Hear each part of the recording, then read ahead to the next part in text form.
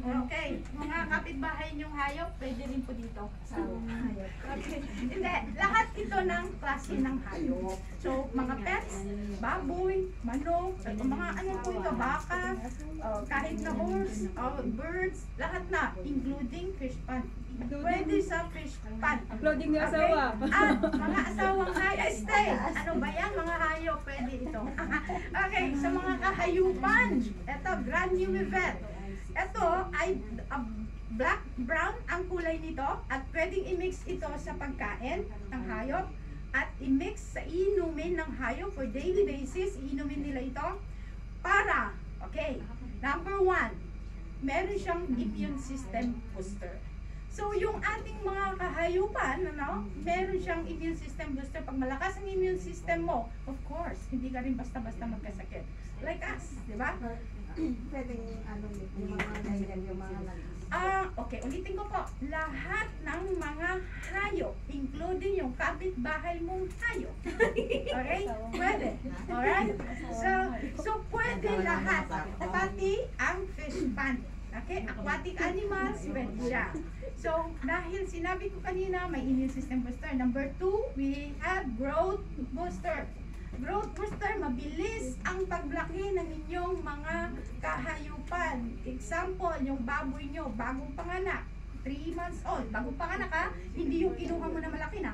Bagong panganak, magbilang ka, 3 months old. Alam nyo ba, dahil may growth booster siya, 80 to 110 kilos na siya. It's amazing, di ba? You know why?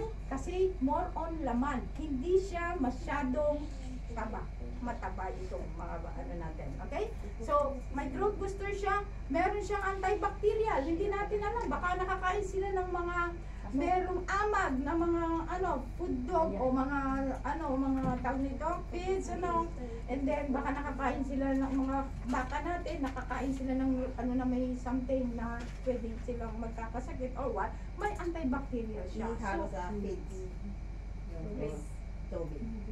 Ito, ulitin ko, ang procedure po dito ay halo ito sa pagkain. Kung pigs ang kinakain niya, ihalo sa pigs. Or tubig, inumin daily basis. Okay. So, meron siyang anti-mortality. Yun ang problema natin sa Pilipinas dahil merong African swine flu. Diba? Sa mga baboy. Nagpapatay sila. Pero, once na umiinom, nadadagdagan yung pagkain nila ng ganito, pwede silang maprotektahan dun sa African swine flu, foot and mouth disease, H5N1 sa mga manok, ganon. So, napaka-ganda po itong Grand Numivet. Okay? Meron din siyang anti-stress. Naniniwala ba kayo na nai-stress din ang mga hayop? Yes. Yes. So, anti-stress din ito. Once na, yun na. Pag minum, makain, ganyan na, meron na siyang anti-stress. Eto na. Good news. It improves fertility. Pag kayo nagpapaitlog, okay? Nagpapaanak.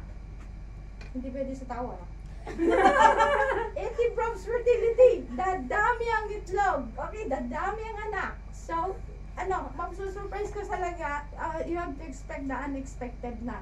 Kasi yung itlog, baka yung pag-harvest mo every morning, dati baka 10 lang o whatever, baka mag-times 3 na.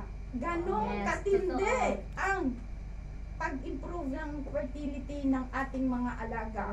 80% yung mga kambing, pag isa, dalawa, normal. It might be 80%. Magiging 3. Dahil dito. Okay? So, eto na. Hindi ka rin ipapabarangay. Why? Kasi less odor. Hindi ka ipapabarangay.